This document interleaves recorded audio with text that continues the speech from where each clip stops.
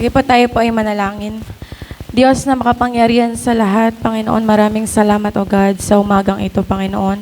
At na dinala mo kami, Panginoon, dito sa iyong bahay, sambahan ng ligtas, Panginoon. Ngayon pa lamang, Lord, we declare victory sa aming gawain, Panginoon. At anuman, Panginoon, ang mapapakinggan ng aming mga tenga, Panginoon, ay tumimo ito sa aming puso't isipan.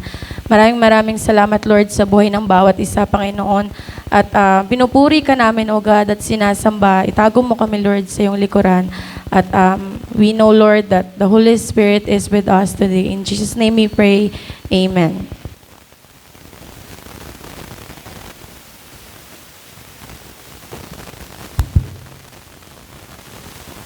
Ayan, magandang umaga po sa bawat isa. Parang wala po tayong energy. Magandang umaga po sa bawat isa. Ayan. So tayo po, alam ko po na tayo ay pinagpala ngayong umaga dahil ito ay pinagkaloob ng Diyos sa atin. Ayan. So ngayon po, dahil bare months na po, no? Malapit na po ang Pasko.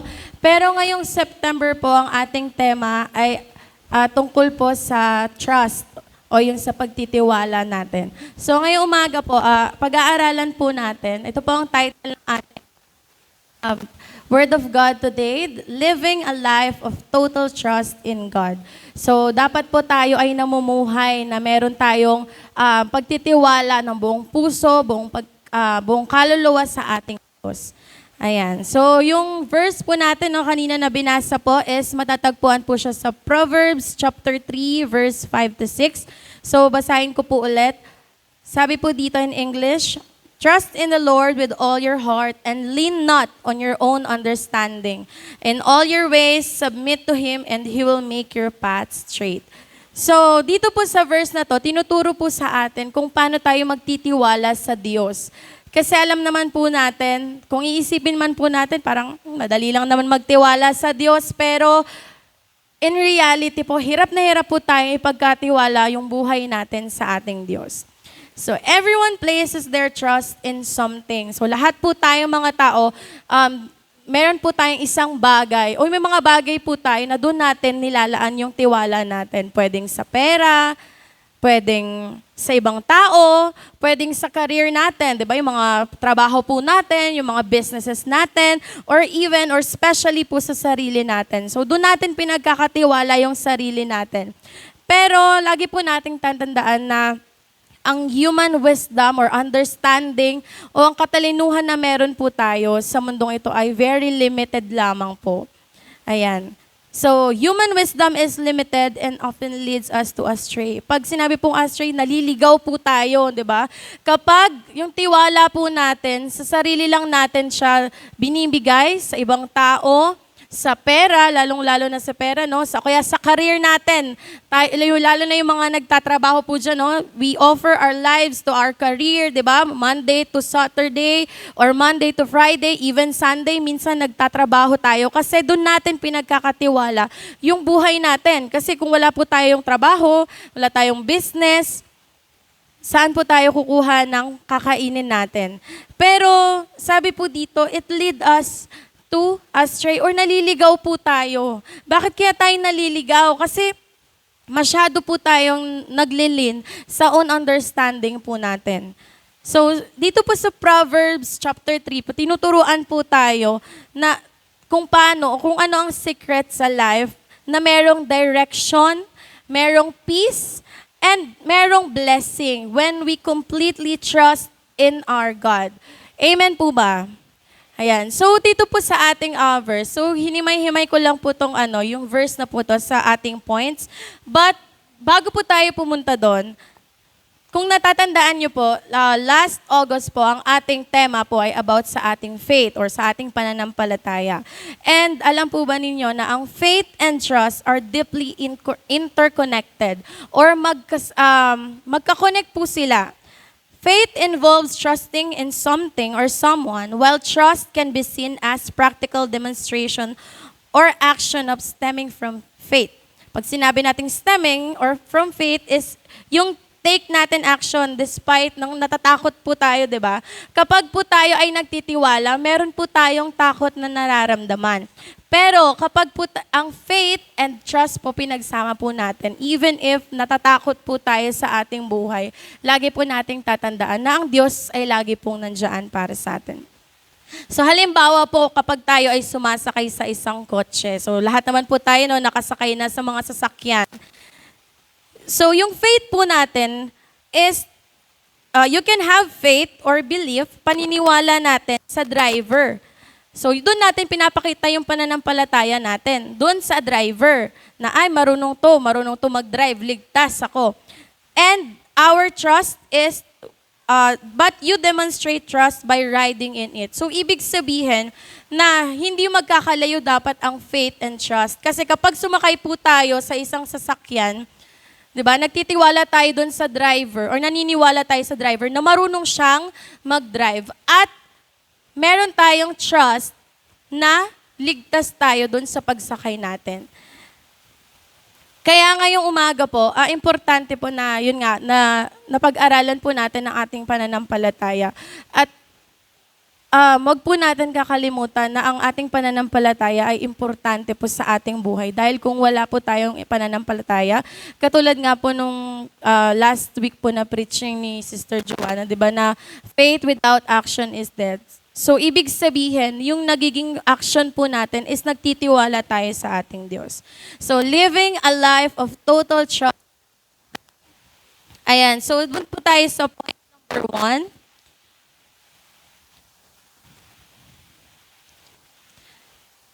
So, number 1 po is the Lord with all your heart.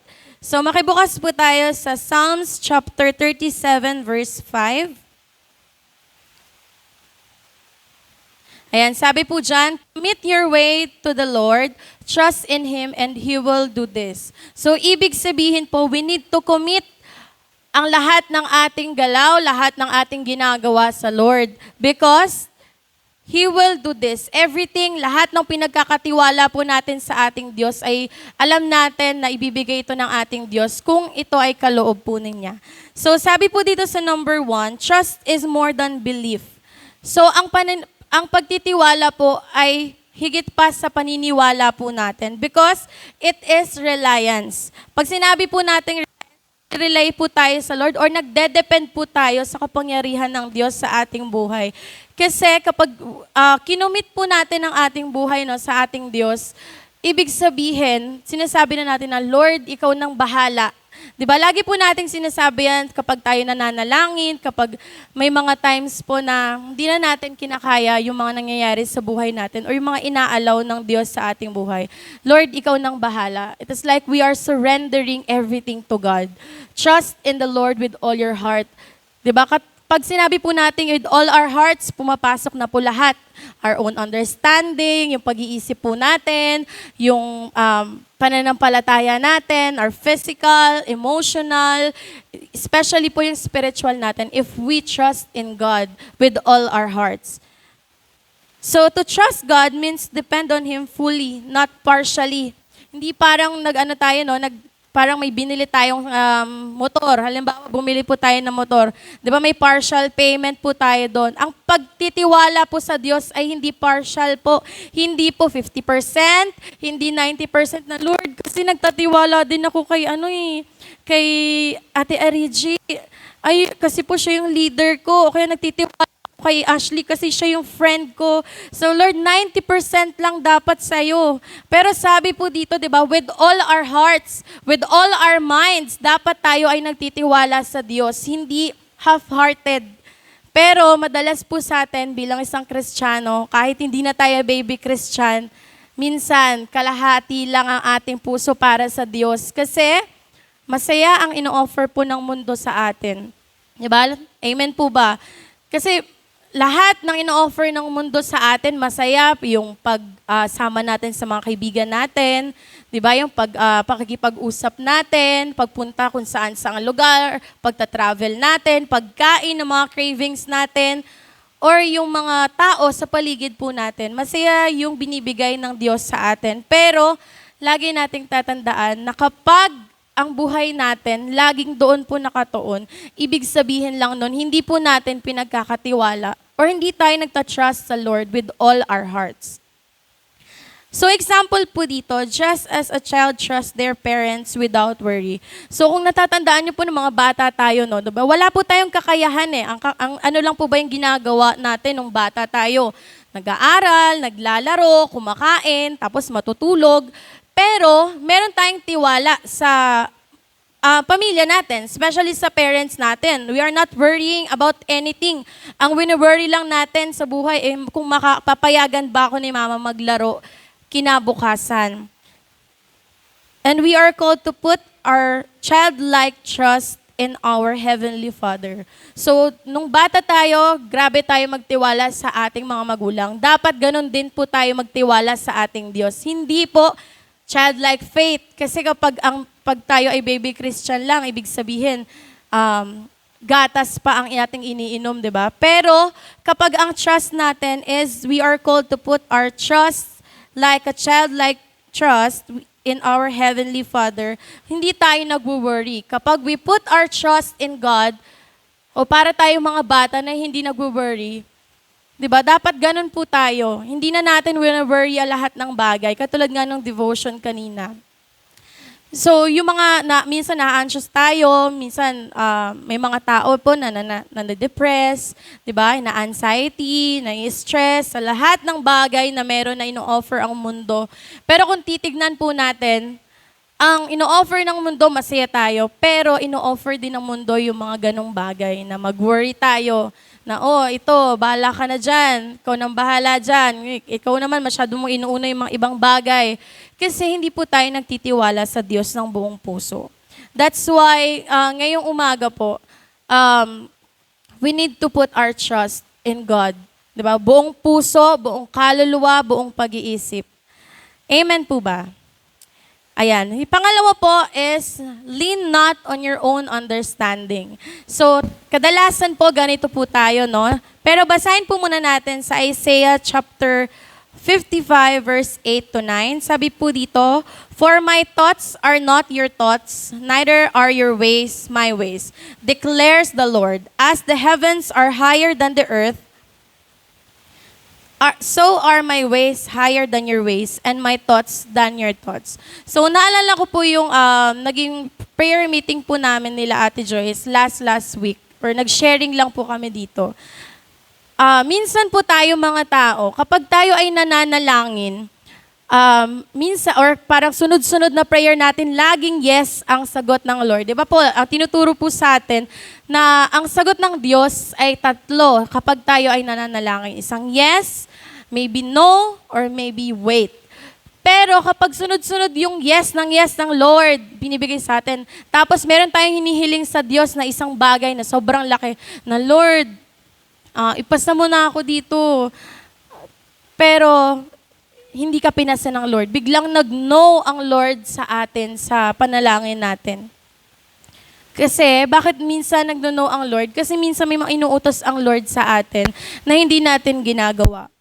And, our own wisdom, logic, our plans are limited. Katulad nga po ng sabi ko kanina, na ang kaalaman po natin ay very limited lang. Dahil tayo ay tao lamang po, di ba?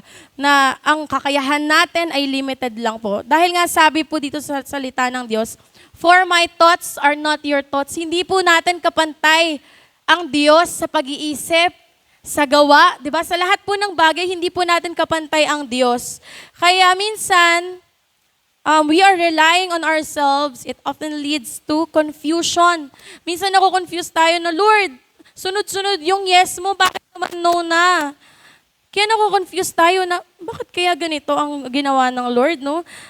Lord, bakit ka naman nag-no? Hiling ko sa'yo, bakit no ang sagot mo? And it led us to worry or even failure. Kapag yung sarili natin, di ba sabi nga, lean not on your own understanding. Huwag tayong mananangan sa sarili nating karunungan kasi it will lead you to failure. At darating ang panahon na kukunin mo ang Lord, na Lord, bakit naman hindi? But we need to remember that ang thoughts ng Lord, For my thoughts are not your thoughts. Yun yung lagi nating tatandaan. Hindi natin kapantay ang Diyos sa pag-iisip. Kaya minsan, di ba, if we are surrendering, halimbawa may mga wino-worry po tayo sa buhay. Minsan, pag nasa labas tayo, tumitingala tayo. It represent na mas mataas ang Diyos sa atin. Kasi hindi naman ang lalagay ang langit sa baba, di ba? Kung mas mataas tayo sa Diyos. Kundi it represent lang na mas mataas ang Diyos sa atin. Sabi nga dito sa verse 9, as the heavens are higher than the earth. Kaya if we trust in the Lord, hindi dapat tayo nananangan sa sarili nating karunungan. Kasi mag-fail lang tayo. Kukwestiyonin lang natin. Minsan kasalanan naman natin or madalas kasalanan po natin bakit tayo nag-fail. Kung bakit ganito yung nangyayari sa buhay natin, kasi nananangan tayo sa sarili nating kaisipan. Pero sabi nga ng Lord, di ba, lean not. Hindi tayo dapat manangan kahit sino pa yung sa pinakamatalinong tao sa buong mundo, kahit sila Aristotle man yan, yung mga scientists, di ba, kung sino yung pinakamatalinong tao sa mundo, limited pa rin po ang kanilang kaalaman kasi hindi nila kapantay ang Diyos. Kaya yun po yung lagi nating tatandaan. That God sees the bigger picture. Nakikita ng Diyos yung mas malaking picture ng ating buhay dahil ang Diyos, di ba, nasa langit siya eh. So lahat ng nangyayari sa buhay natin nakikita ng Lord. Pero kung tayo ay may hinihiling sa Diyos pero hindi natin siya ginawa, or Lord, parang binigyan natin ng condition sa Lord. Minsan nagpe-pray tayo na, Lord, pag pinasa mo ko, gagamitin ko na talaga yung buhay ko sa simbahan. Lord, kapag binless mo ako ng sobra-sobra, ibibigay ko sa iyo yung 90%, yung 10%. Binibigyan natin ng condition ang Lord. Hindi po dapat tayo ganon. Kasi nakikita po ng Diyos yung bigger picture, nakikita ng Diyos kung ano yung nangyayari sa buhay niya. And hindi pa man tayo pinapanganak, alam na ng Diyos ang mangyayari sa buhay natin. Ang kailangan lang po natin gawin is we must humble ourselves. Kailangan natin aminin sa sarili natin na limited lang yung kaalaman natin. Kahit matalino ka pa, kahit ikaw pa ang valedictorian, kahit ikaw pa ang summa cum laude, di ba? Limited lang po ang ating kaalaman. That's why we need to humble ourselves and admit that He knows best. Kailangan natin i-admit na, Lord, alam ko, I surrender everything to you, Lord. Ikaw nang bahala. Di ba? Kapag sinabi natin, Lord, ikaw nang bahala, maraming aspect na po yung nasasabi natin. It means that we are surrendering everything, nagre-rely na tayo sa Diyos, nakadepende na tayo sa plano ng Diyos sa ating buhay. Parang nag-go with the flow na lang tayo doon sa pangako ng Diyos sa ating buhay. That's why this verse is reminding us not to lean on our own understanding. Amen po ba? Pangatlo po, is in all your ways, submit to Him. Lahat ng ating gagawin, we need to submit to God. Sabi po sa James chapter 4, verse 7. Ayan, sabi po dito, submit yourselves then to God, resist the devil, and he will flee from you. Ayan. So, ibig sabihin, we need to submit ourselves to God. Diba? Resist the devil and he will flee from you. Kapag tayo ay nag-submit sa Lord, kung panahon na hindi ka nagsasubmit sa Lord, kumikilos ang kaaway sa buhay mo. But if you submit yourself, if we submit ourselves to God, diba? And we will resist the devil and he will flee from us. Diba? Aalis siya sa ating buhay. Kapag sinurrender natin ang buhay natin, kapag nagtiwala tayo sa Diyos, kapag hindi tayo nanangan sa sarili nating karunungan, di ba, ang kilos ng kaaway ay hindi mag-i-stay sa buhay natin. That's why, meron tayong Holy Spirit dapat sa buhay natin. Di ba, nire-remind tayo lagi ni Pastor Bebot na kapag tayo ay nananalangin, kailangan mapuspos tayo ng banal na Santong Espiritu. Ayan. So, kung wala tayong Espiritu, kung wala yung banal na Santong Espiritu sa buhay natin, hindi tayo maliligtas. Na, katulad nga yun, di ba, yun po yung tinuro sa atin ni Attorney, yung last month na tinuro niya sa atin. If the Holy Spirit doesn't live in you, ibig sabihin lang nun, hindi ka ligtas. Bakit? Kasi, di ba, nung namatay ang Diyos at muling nabuhay at umakyat siya sa langit, ang iniwan niya ang banal na Santong Espiritu to guide us. So if the Holy Spirit doesn't live in us, ibig sabihin lang doon, hindi totoo ang ating pananampalataya at hindi tayo nagtitiwala sa Diyos ng buong puso. Submission means surrendering every area of our lives. So kapag nag-submit tayo, it means that we are surrendering everything, every aspect ng ating buhay, physical, emotional, spiritual, diba? Lahat po ng aspect ng ating buhay, kapag nag-submit tayo sa Lord, it means that we are surrendering. Not just the big problem, hindi lang po minsan kasi kapag may problema po tayo, minsan ang sinasabi lang natin sa Lord or sinusurrender lang natin sa Lord yung mga malalaking problema natin na parang feeling po natin hindi na natin kayang kontrolin or hindi na natin kaya. Pero yung mga maliliit, yung mga petty things lang, minsan hindi na, Lord, kaya ko na to. Mamaya-maya lang, okay, kaya ko lang to, okay na ako. Pero hindi po ganun ang tinuturo sa atin ng Lord.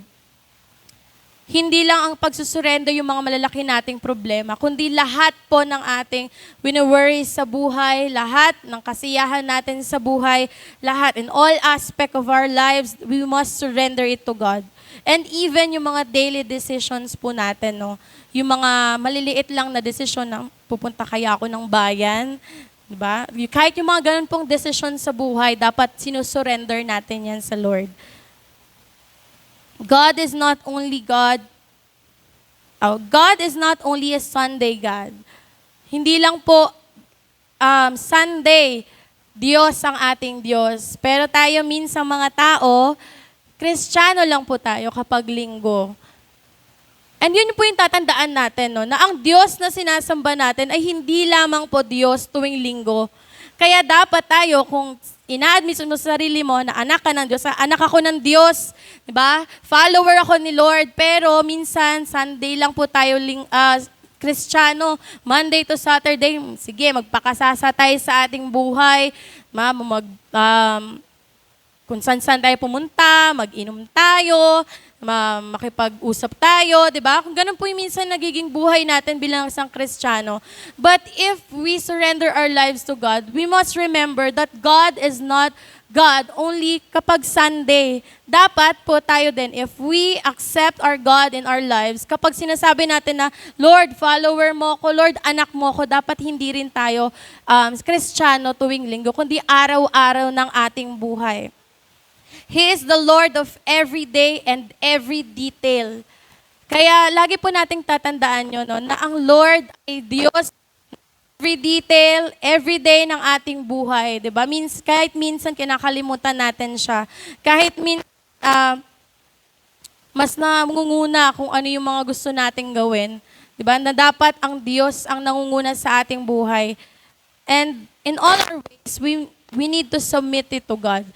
We need to surrender it to God. Amen. Amen. And the last one po is, parang mabilis po. And sabi po dito, He will make your path straight. So ang pang-apat po ay, He will make your path straight. Sabi po dito sa Psalms chapter 32 verse 8, sabi po dito, I will instruct you and teach you in the way you should go. I will counsel you with my loving eye on you. So, He will make your path straight. Tandaan po natin na if we trust in the Lord with all our hearts, we are not leaning on our own understanding, in all our ways, we submit everything, He will make our path straight. Sabi po dyan, I will instruct you and teach you in the way you should go. So, ibig sabihin po na ang Diyos natin ay hindi tayo pinapabayaan. Diba? Sabi niya, tuturuan ko kayo kung saan dapat kayo.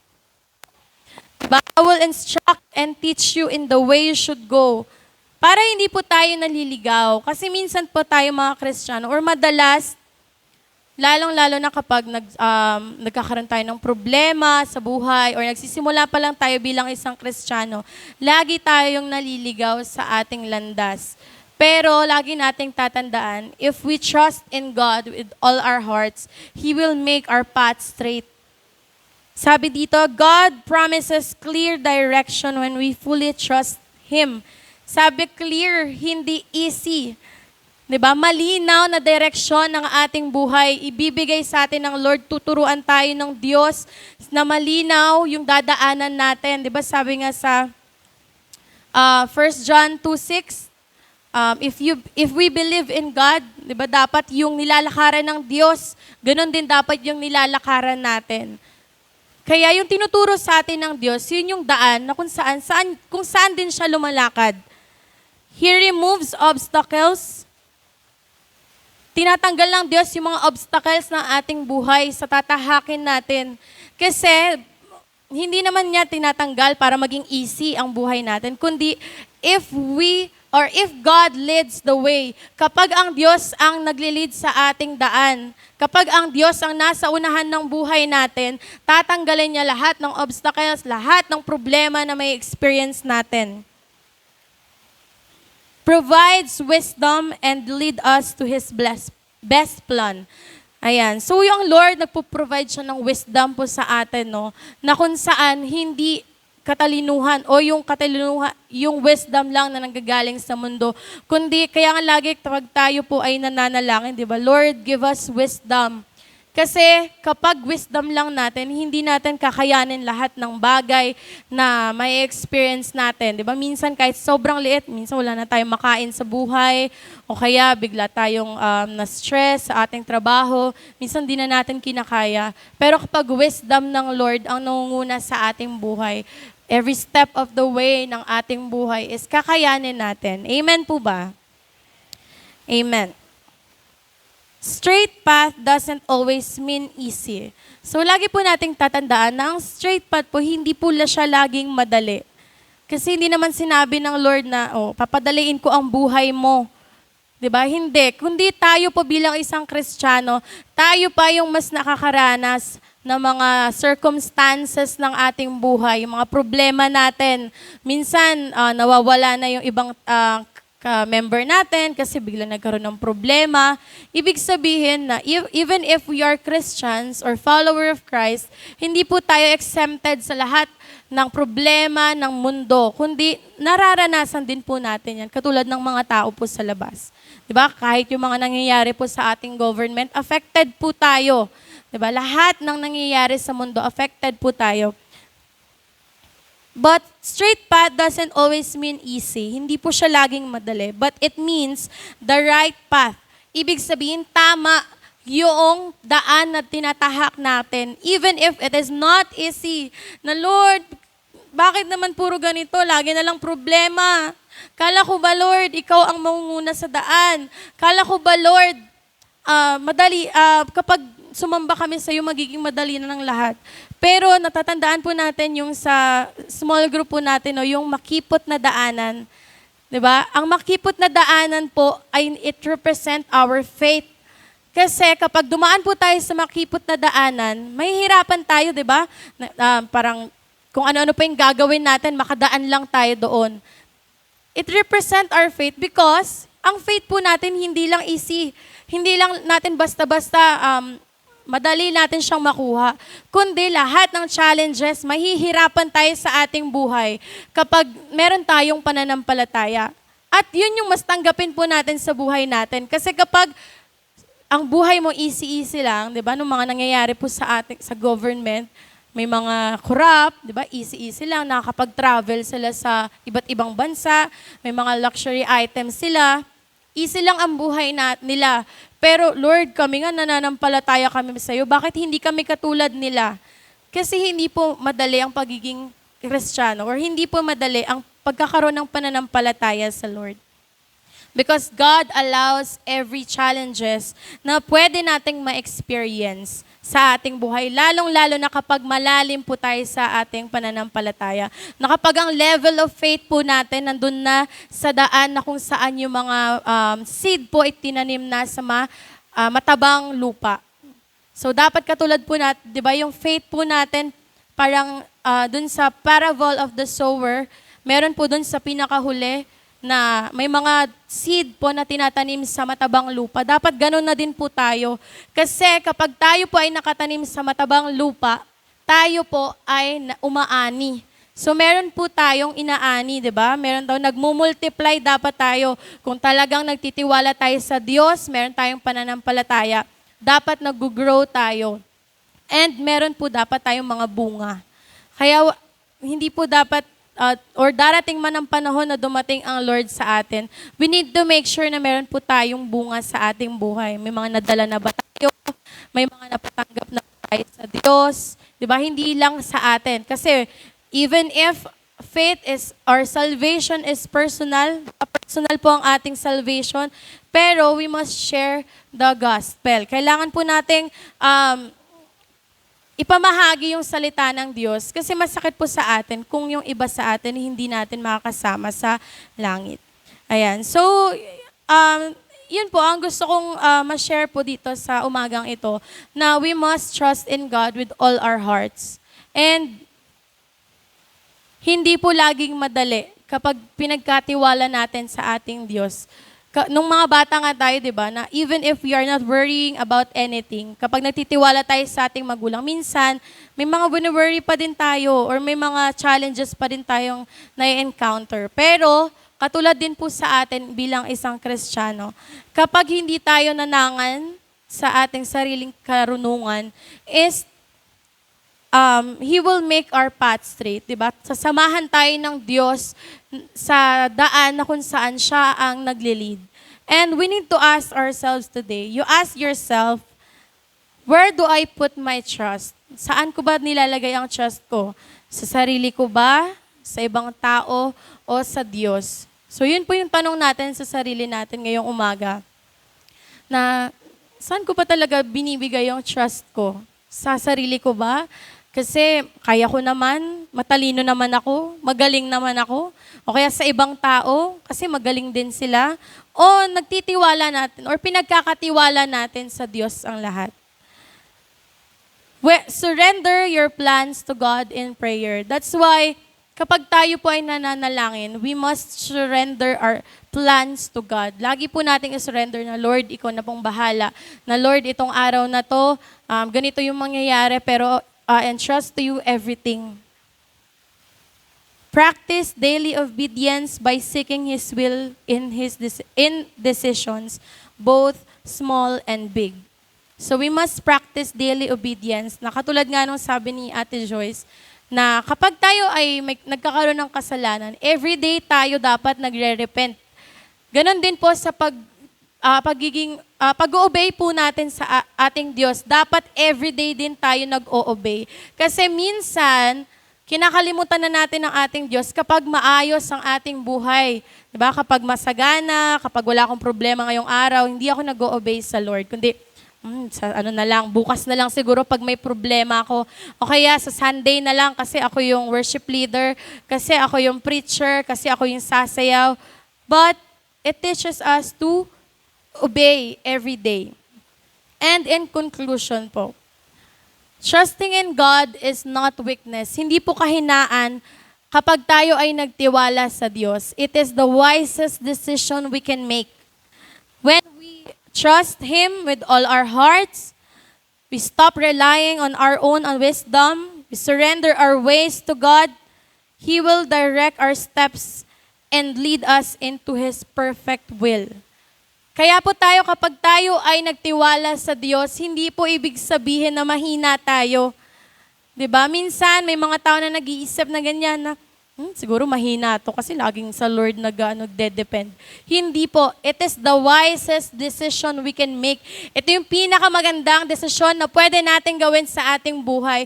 If we trust God with all our hearts, we are not leaning on our own understanding. In all our ways, we are surrendering, we submit to Him, and He will make our path straight. Ang Diyos ang mangunguna sa ating buhay. That's why, ngayong umaga po, meron po akong last question, and I want you to answer this question.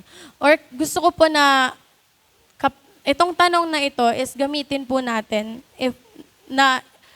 we are surrendering our lives to God. We are giving thanks to God, 'di ba? Sa lahat ng panahon, Diyos siya sa ating buhay. So, Church, are you willing to let go of control and fully trust Him today? Are you willing to let go of control? Willing ba tayo na alisin yung control sa buhay natin and we fully trust Him today? Amen po ba? So, kung tayo po ay nilalet go natin yung control natin sa ating buhay and we are surrendering our lives, we are relying on our God. So, I'm inviting everyone po to stand up. And ngayong umaga po,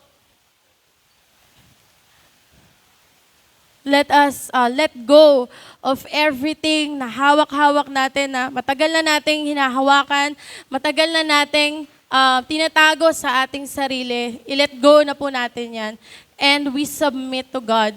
And we fully submit to God. We entrust everything to God. Minsan may mga kahilingan tayo na masyado nating pinangahawakan or masyadong tayo yung kumokontrol sa ating buhay. We must submit, surrender everything to God.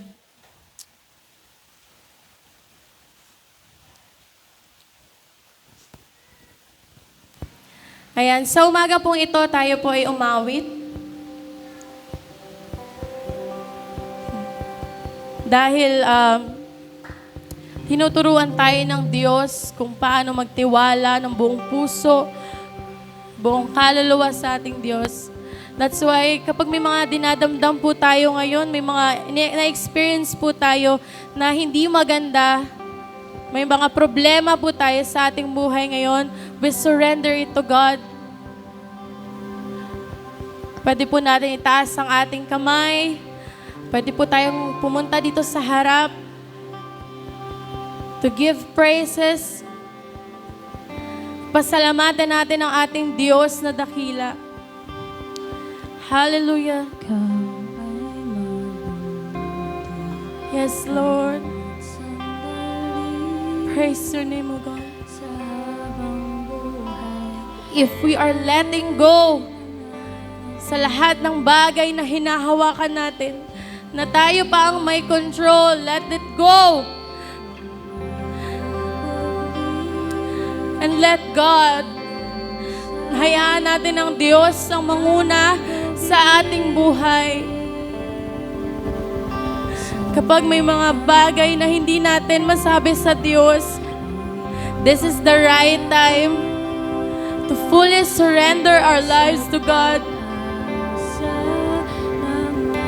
Hallelujah.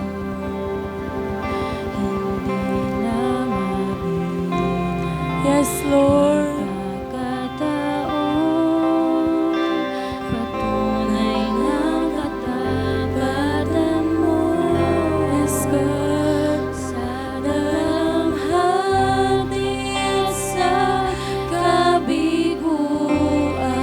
Let us lift our hands.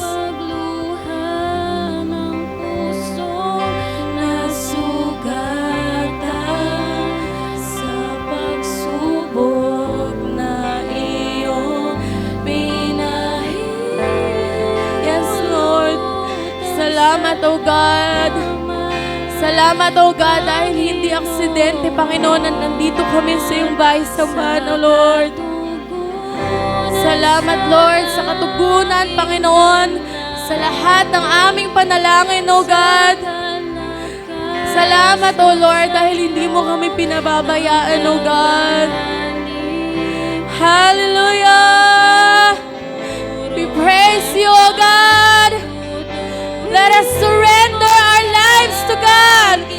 Hallelujah! I-let go na po natin ang lahat ng bagay na tayo ang may control. And let God be the center of our lives. Hallelujah, Jesus.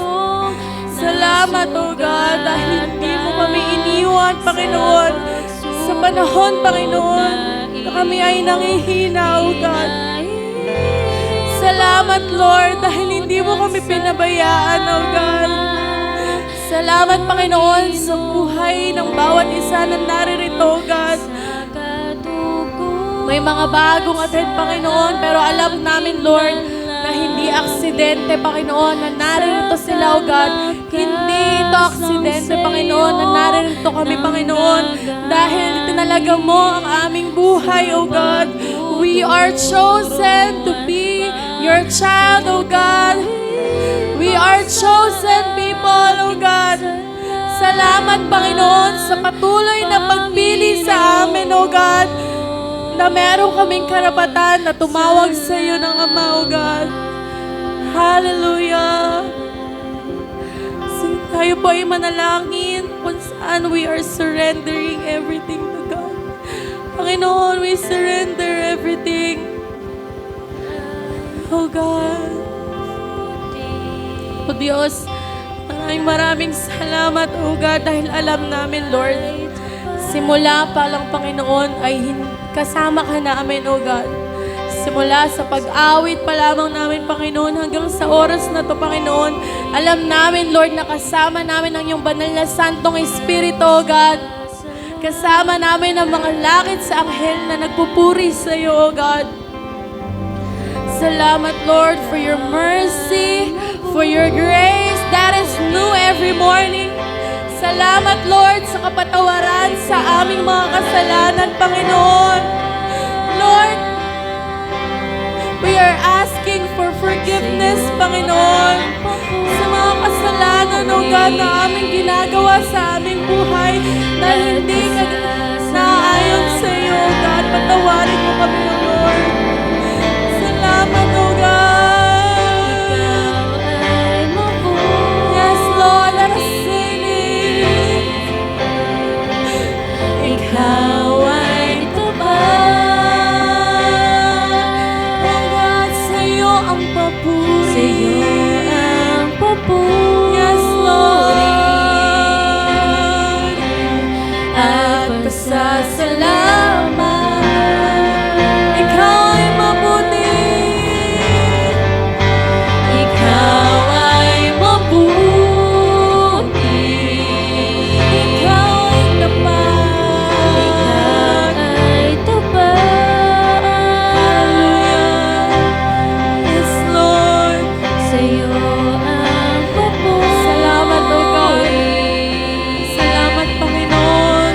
At salamat, O God, for not giving up on us, Panginoon. Salamat, Lord, dahil hindi mo kami pinabayaan, O God. Salamat, Lord, dahil hindi mo kami sinukuan, Panginoon. Kahit kasumusumo na ang aming pagkatao. Salamat, O God, sa iyong pag-ibig na walang hanggan, Panginoon. Salamat, O God. Let us give praise. Ikaw ay mabuti. Ikaw ay tapat. Ikaw ay tapat. Hallelujah. Salamat, O God. O Diyos, dakila ka, O Diyos, kaya walang hanggan ang pagpupuri sa iyo, God. Yes, Lord, dakila ka, O Diyos. Ikaw ay tapat. Sa iyo ang papuri. Sa iyo ang papuri. Hallelujah. Come on, church. Let's give Him praise. Panginoon, maraming salamat, O God. Sa iyo ang papuri. Hallelujah. Ikaw ay tapat. Yes, Lord. Panginoon, maraming salamat, O God, sa araw na to, Panginoon. Dahil alam namin, Panginoon, na ito ang panahon, ito ang tamang panahon that we fully trust everything to you. We surrender everything to you, O God. And we will rely on you, Panginoon. Sa iyo kami, Lord, magdedepende sa oras na to, Panginoon. Simula sa oras na to, Panginoon. Sa'yo lamang kami, Lord, magdedepende, Panginoon. Dahil kung kami lamang, Lord, kung kami lang, Lord, hindi po namin kaya. Hindi namin kaya, Lord. Yung mga problema na ino-offer ng mundo, Lord, hindi namin kaya, oh God. That's why today we surrender everything to you, oh God. We are submitting everything to you, Lord. May mga dinadamdaman kami, Panginoon. May mga sakit kami physically, emotionally, mentally, spiritually. We surrender it all to you, Panginoon. Sa'yo lamang, Panginoon. Sa'yo lamang, O God, ang pagtitiwala, Panginoon. Salamat, Lord, dahil sa panahon na to, Panginoon. Sa panahon na to, Panginoon, may mga anak po, Panginoon, struggle financially, Panginoon. Struggle in every aspect ng buhay, Panginoon. Pero Lord, we pray na Ikaw, Lord, ang kumontrol sa aming buhay. This is the right time, Panginoon, that all of your daughters, all of your sons will surrender their lives to you, O God. Lord, inaalaw namin, Panginoon, na manakan ka sa aming buhay, Panginoon. Na manarahan ka, Lord, ang iyong banal na Santong Espiritu, Panginoon. We pray, Lord, na puspusin kami ng iyong banal na Santong Espiritu, O God. Yes, Lord. Hallelujah, Jesus. Lord, hipuin mo, Lord, ang aming puso, O God. Hipuin mo, Lord, ang aming puso, Lord. Kung meron man nandito, Panginoon, na hindi masabi lahat, O God, ng aming nararamdaman, hindi masabi ang kabigatan ng puso, Lord. Ikaw, Lord, ang humawak sa aming puso. You touch our hearts. You touch our lives, O God. Palambutin mo, Lord, ang aming puso, O God. Na sa'yo kaming, Lord, mag-depend, O God. Sa'yo kami magtiwala ng buong puso, O God. Salamat, O God. Dahil alam ko, Lord, alam namin, O Diyos, na sa'yo namin, Lord, pinagkakatiwala ang aming buhay. Our family, O God, ang aming business, ang aming mga trabaho, O God, ang pag-aaral, Panginoon, lahat, Panginoon, ng aming ginagawa, O God, sa aming buhay. Pinagkakatiwala namin ito sa iyo, God. Yes, Lord. Let us sing.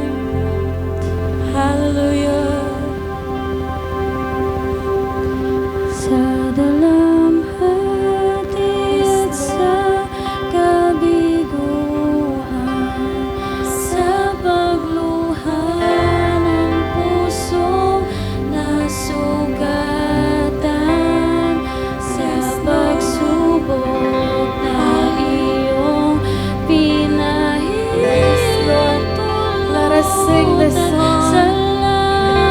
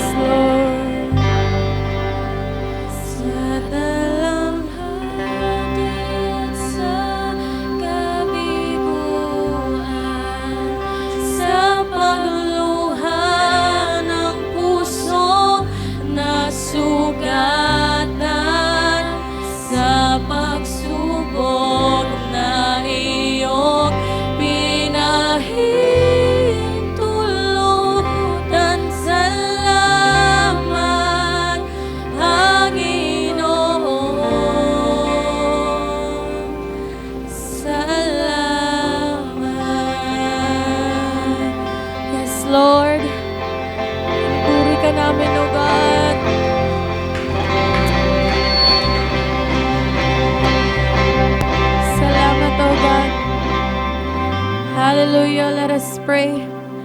Heavenly Father, we thank you, Panginoon, sa umagang ito, O God. Maraming salamat, Panginoon, sa katugunan, Panginoon, sa aming dalangin, Panginoon. At patuloy mong pagpalain, O God, ang bawat isa na naririto, Panginoon, dahil ngayong araw, Panginoon, ay sinurrender na namin, Lord, ang aming buhay sa iyo, O God.